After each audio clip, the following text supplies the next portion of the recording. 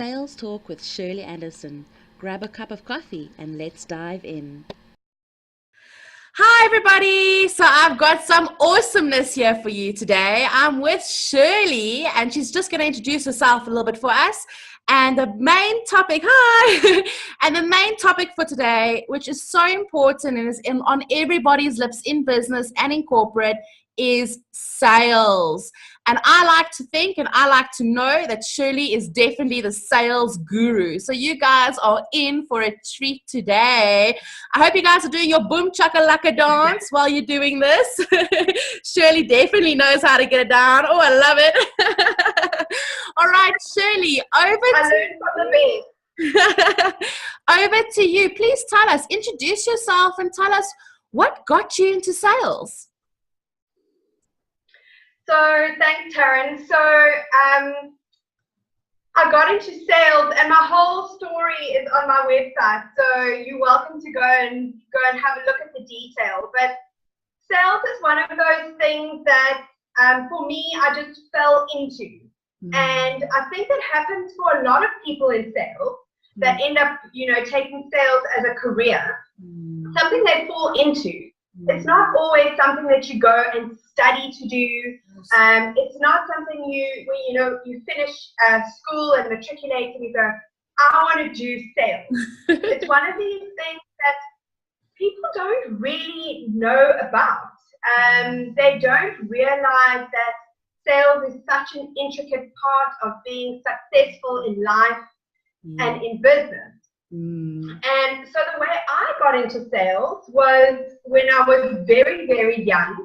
At the age of 7 already, I used to get quite a little bit of a buzz about having my own money. So I would do things like make little scrunchies. Do you remember the old bubbles, those bubbles with the scrunchies? So I used to sit next to my mom while she was sewing and take advantage of the leftovers and make these little hair bubble scrunchy things. And I would take them to school and people loved them and I'd sell them for R1. And over Easter time, we'd make chocolates and I'd take them in a box and sell those for R2.50 or whatever. And throughout my life, I was always selling something. I did gymnastics as I was growing up, so I had to raise a lot of funds for gymnastics tours and that sort of stuff. So I'd sell sandwiches and that sort of stuff. I didn't actually realize that I was doing business. I was just, I don't know, being resourceful. So then I finished school and had a few other sideline jobs, doing promotions, and I studied graphic design as well. So I got into freelancing and selling my graphic design services. And then I went overseas and I thought, oh, I'm going to go and travel the world and work in bars and that sort of stuff. And then I realized I'm really not that free-spirited. I'd love to think that I'm a hippie, but I'm not. And I went and I got a job. And once again, I ended up in sales. And every time that I get a job, even if it's an HR job, being in training as well, I thought I'm getting an HR job, but I would always find myself so fascinated but not fascinated, but I think I had the ability to help the salespeople. So I just had this natural inclination towards it. I always just kind of fell into it.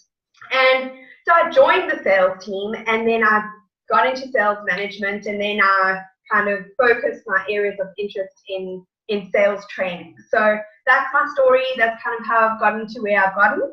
And yeah, so that's what I do every day. That's an incredible story, Shirley, that it actually came from your childhood already and how it has grown with you and developed with you. And it's so true. You never think that you will fall into that certain department, but the passion just finds you. Hey? It keeps reminding you and says, hey, wait a minute, you're on the right direction. Just come, let's go, So that's quite exciting. I love your story. I really, really do. Let's get into the real nitty gritties of sales. You know, juicy questions that I'm sure everyone out there is dying to ask you. And the first one is, most certainly, why do people resist sales? Why are they so afraid of it or don't want to approach it at all? I mean, there are a few things. There's quite a few things. And I think over my experience, the top thing that comes out is that people hate rejection. Yeah. And they go into the sales department with this feeling of, I've got to go and ask for something from somebody else. Yeah. And so I'm the one asking the favor. I'm the one that needs something from somebody else. And when they say no to me, I don't want to feel, you know, like I've put myself out there and now I've been rejected. So there's definitely that element. I think that there is definitely, people have a perception of what a salesperson is. And that perception is not actually a positive perception. I think people think salespeople are pushy. I think they think they are underhanded. I think they think that they're actually quite annoying because they keep phoning me when I don't want them to phone me. So I think that there's that bad perception, and I think people don't like to be, you know, affiliated with that, you know, that perception. I also think that sales is scary because you are constantly measured. Yes. So every day you wake up and you're only as good as your sales performance yesterday. So there's this constant measure of how good you are and how well you're doing in your job. I don't know many other jobs that have that kind of daily measure. Not only that, but in organizations, that measure is out in the open. Yeah. Everybody knows how well you are doing. Yep. They see the sales board. The shareholder sees the sales board. Your manager sees the sales board. Your peers see the sales board. So you really are out there in the open for everybody to see, or to measure you and have an opinion on how good you are. So yeah, I think those are the three main things. So Shirley, this brings me to my next question. How do you overcome that fear of sales? So the first thing is to change your mindset. So remember I said the reason people are scared of sales is because they are feeling like they are the ones that are taking all the time and they're scared of that rejection. The mindset that you need to have is that you are the person that's actually offering something. Okay. If you are getting constant rejection, okay, it's not a personal rejection, okay? What it does mean, though, is that you have to ask yourself, as the salesperson, the right questions to understand, why is this customer saying no to me, okay? Am I understanding my customer's needs? Am I solving their problems? Am I gaining trust? Is this even the right customer? Is this my target market? Am I talking to the right people? So mindset is very important, realizing sales is not a thing you do, okay? Sales is an outcome of lots of different activities, okay? And those activities are marketing, networking, chatting, listening, solving, building rapport, okay? Those are all the activities, and then a sale happens. It's not something you go and do. So I think if you can get your head around that, and really understand that there's a process you go through before you get to the sale. And understanding what you're trying to achieve at each point in that process, it will be less of a daunting experience. Yes. So if I can give a simple example, in most businesses, a salesperson will need to pick up a phone and follow up a lead that's come through via their website or whatever. That phone call is not about making a sale. That phone call is about perhaps booking an appointment, or it's about clarifying a need, okay? So if a salesperson goes in on that call with the wrong objective in mind and starts selling benefits, that's something they're doing then they're going and selling. It's not the time, it's not the place for it. So change the mindset. I'm not selling all the time. I'm doing other activities in a time frame, in a process, to eventually get to an opportunity to go, hey, we've been through this journey. It seems like you're enjoying it. It seems like it's meeting your needs. Are we ready to be a team and make this thing happen? That's the only point that is actually in sale, which is asking for business. It's really, really true. It's getting that mindset right, you know, and it's a conscious decision you have to make every single day. And that brings me to my next question. What is one skill do you think one should require or acquire to be a successful salesperson? Giving. So that is the number one. It's not really a skill. I think that it's an innate thing that people have inside them. Or, I mean, giving is also learned. But they need to not have in mind all the time that they need to get something out of every conversation. Yes. The majority of the time, it's about giving of yourself, it's about giving of your time, and it's about giving of your talents and your knowledge and building that trust so that when there is an opportunity, you've given this potential customer or friend or whoever they happen to be so much value. Yes. That they can't wait to partner with you. Yes. And they couldn't possibly think of somebody else. So I would say that is number one. Go out and give.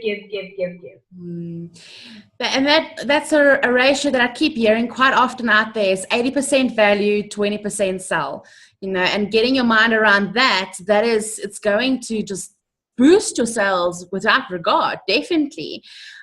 Shirley, I want to know more or less, what is your number one sales tip that you can give us?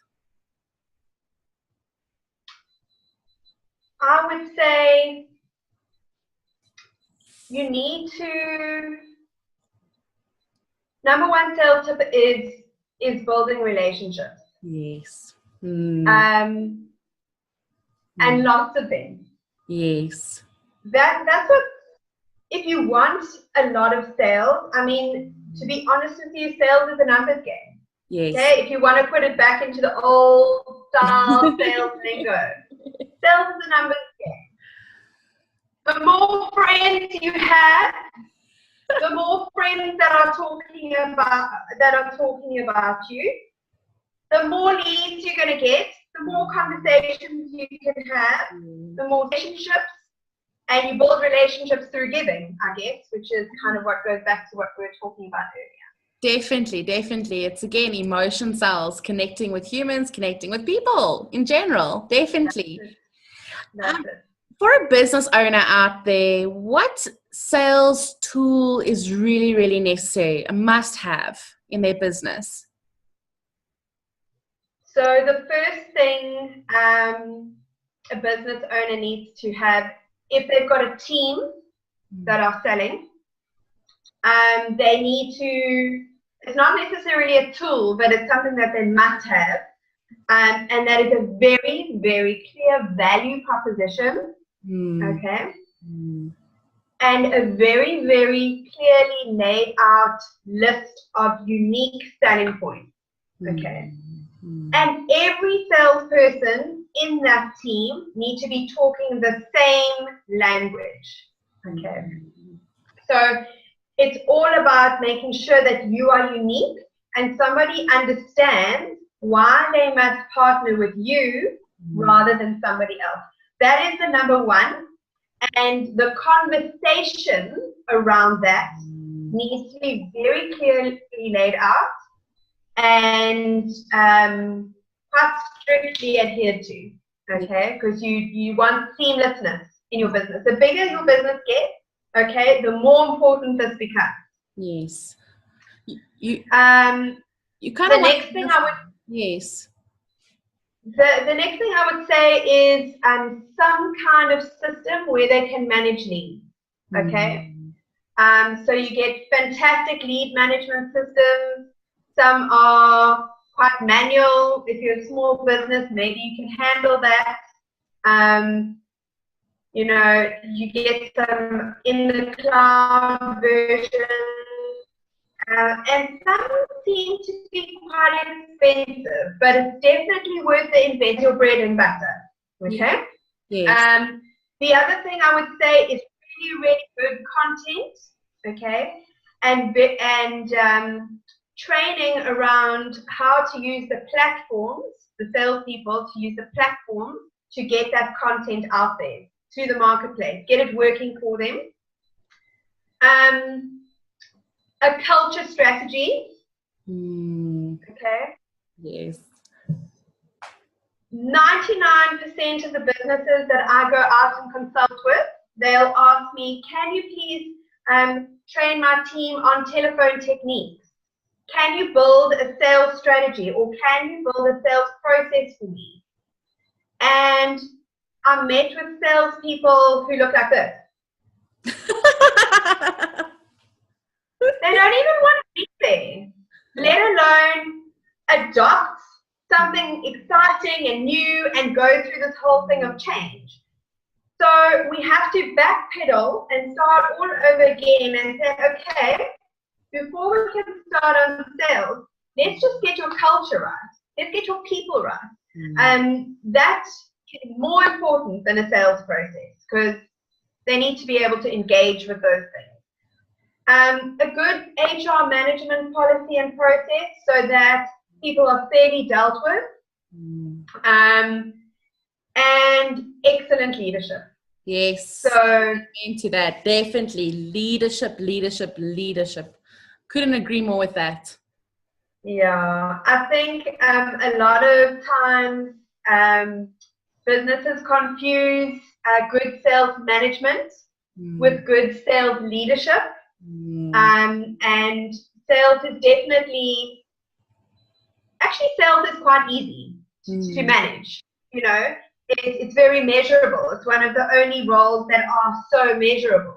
So you can very easily manage, but to lead someone, to every day inspire them to overcome challenges, to find solutions, to be collaborative, to that's yes. You know, a little bit more difficult. Yeah. So, and that has to be there in a sales team. Yes. Shirley, a quick question, and maybe just a personal one from my side. You know, I'm looking to grow my business and I feel I don't have time for sales. What attributes do I look for in a salesperson to avoid the, you know, dead face, I don't want to be here type of person? What do I have to look for when I interview someone, or, you know, to fulfill the role in order to help my business grow? Yeah, I think if I can just say, before I actually give you the answer, some of the mistakes that people make when hiring salespeople is they look for people that are like gung-ho and extroverted, and you know, they feel like they're going to like take big leaps and jumps. And, sometimes that is helpful. But I think the main things that are important is that a salesperson is first of all honest. Okay. Honest needs to be beaming from the eyes and every orifice of their bodies. They need to have a halo over their heads, because at the end of the day, the customer needs to trust them, and you are trusting them with the biggest KPI of your business. Yes, okay? That's so true. So honesty. Honesty with their time, honesty with what they say, honesty with their people, all those things. People that are authentically kind, that are interested in others. And you can see that straight away when you're talking to someone. Are they listening to really understand what you are saying so that can help you? Or are they listening so that they can get the next word in? You need to look for that person that listens to understand, because they're genuinely interested in others. They also need to be very capable around problem solving. They need to be resourceful. They need to be able to see opportunities and act quite quickly. The market and our environment changes all the time.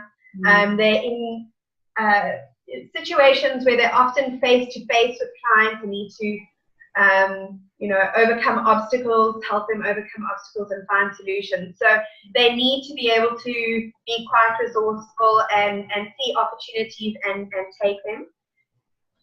They also need to be very resilient. Okay. Yes. They need to be able to take the knocks, the days where they didn't make the sales, or the months where they didn't take the sale, and be able to go, okay, how I'm accountable for this, and be resilient enough, first of all, to be accountable, and then to go, I can get up, I can problem solve and be resourceful and go and do this again. That's very important. And then I would say two more things. Be a very, very good team player. Okay?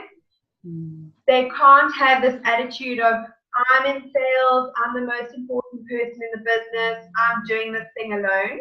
Okay? They need to be able to collaborate with their sales team, and they also need to collaborate with the operations manager, with the marketing manager, with the financial director, with whoever else is affected by the sales. They all need to be working towards one goal. And then last thing is super passionate about the product. If they do not believe in what they are selling, they will not be able to sell it. And it won't shine through when they're speaking to a client. And that is so important. That is actually, I love that one. Just ask them, how do they feel about the product? Have they heard about the product? And that will also show if they've done their research, if they're really interested in the position or not, et cetera, et cetera. Shirley, I'm so sad to actually wrap this up. I really enjoyed doing this chat with you, and I found that your information is so valuable. And guys, please go look up on Shirley's website. Go have a look at what she does. She's got many offerings there. She's just awesome. Can't you see? Shirley, I want to ask you, just to leave us on a note, tell us, just one thing from your heart if you'd like to just leave us with a message. Cool. So I read a sales blog. I don't know if you guys know the lead management system, HubSpot, but they've got a cool blog. So I was reading it the other day, and there was an article on being uncomfortable.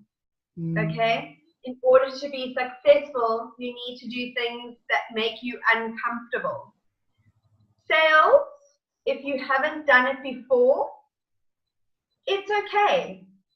Step out there, have a plan, be gung-ho, do it well, be uncomfortable, and you will realize it's not that bad. It's actually pretty awesome. you'll get this fuzzy little feeling inside that goes, I did it.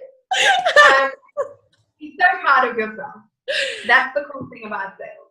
Well, I definitely want that fuzzy feeling. So I'm definitely going to go out to get that feeling out there. I actually, just today doing this webinar, guys, I signed my first big deal and I know what that is, that amazing feeling. So guys, really, we do encourage you to go out there. Shirley, can you just tell us what your website address is and where people can find you? Sure. So you can go to my website, which is www.shirley-anderson.co.za. From there, if you want to follow me on Facebook or Instagram, the links are there, so you can do that.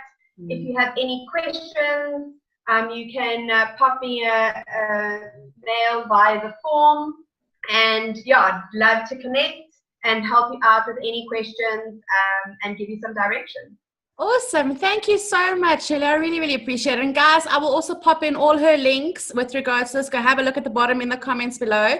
I'll put her website address as well as all the links. Go follow her. She's got some awesomeness happening on her Insta page as well as her Facebook. Connect with her, chat, ask her questions, and let's get your business to the heights that it needs to be. Thank you, Shirley. I really, really appreciate your time with us. And I know it's not the last time I'll be seeing you. Bye. Boom, Boom, chakalaka.